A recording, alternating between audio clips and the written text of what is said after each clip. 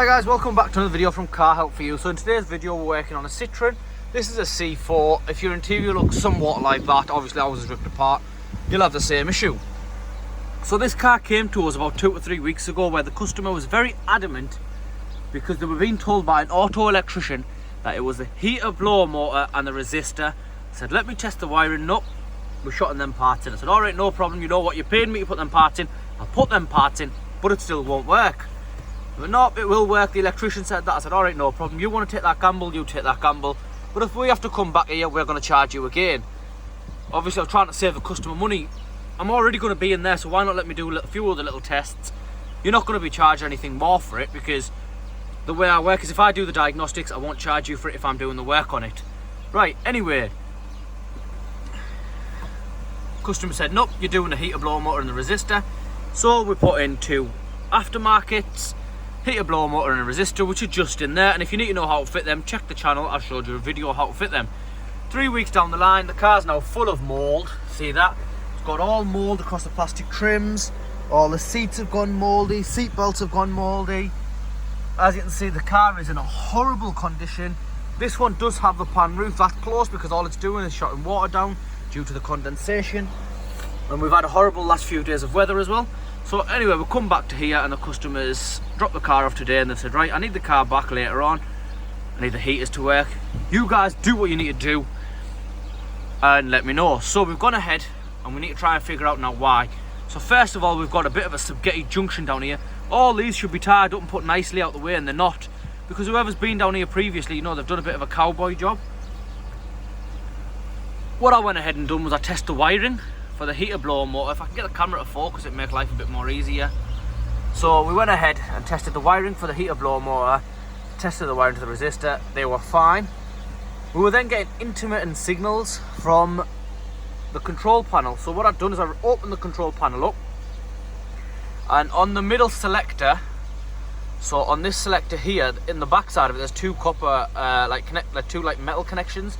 Now they have to slide across like this and give a good connection. However, I was fairly certain that was still working, so I cleaned it all up, closed it up and put it back there. Tested the wiring, and it was almost as if it was working, then it wasn't.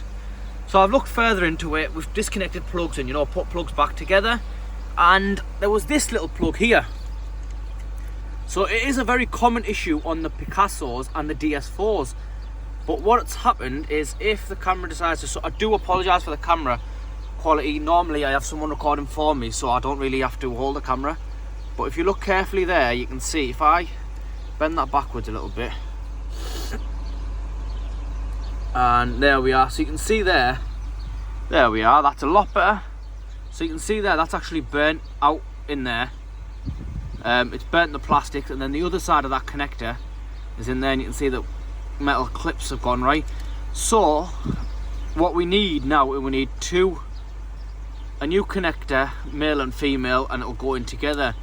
Now, if you're stuck in the middle of nowhere, this car's not going to get this repair. It's going to get the proper repair because this car isn't stuck. However, if you're stuck in the middle of nowhere, what you can do to repair it as a temporary fix is line them up. So let's say we get them inside of there. You can see which wire and which pin goes across to what, and you can just snip them and join them. But this is only, again, a temporary fix. You do want a new male and female connector. Put them in nicely and they will go in properly.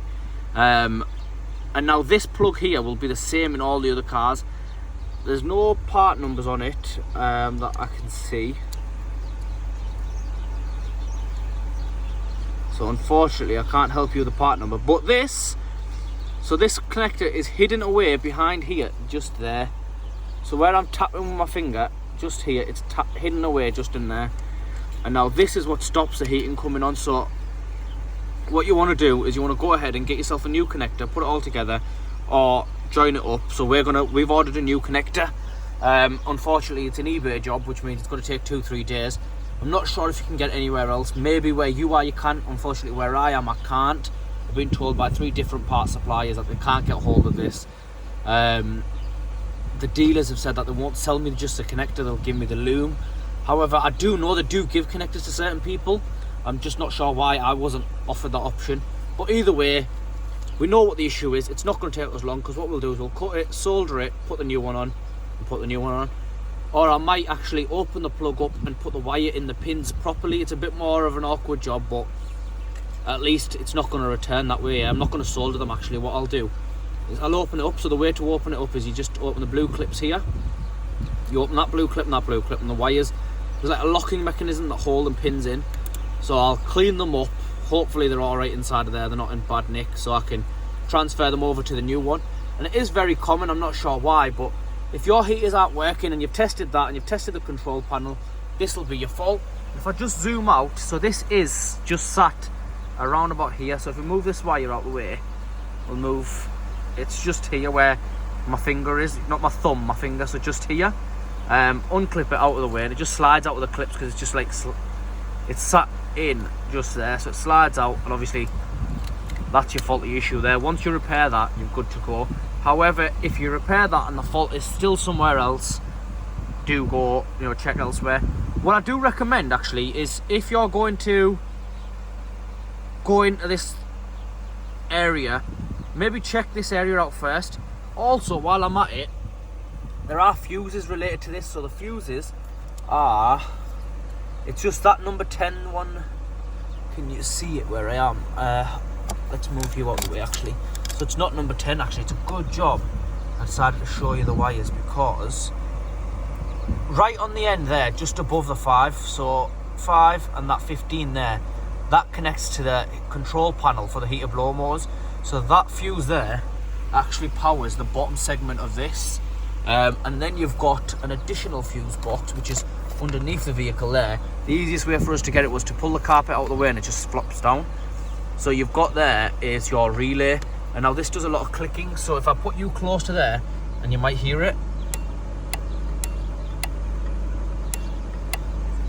and the way I was just doing that was just pressing that one there, and you hear it click. So definitely check that fuse in there. Is there any way I can show you that fuse so it might be a bit more easy? It's literally the one where the screwdriver's on now. So if I get you back in there, it's that one there, the one I've just covered with the screwdriver. It's a 15, I think it's supposed to be a 10, but it's a 15 in there.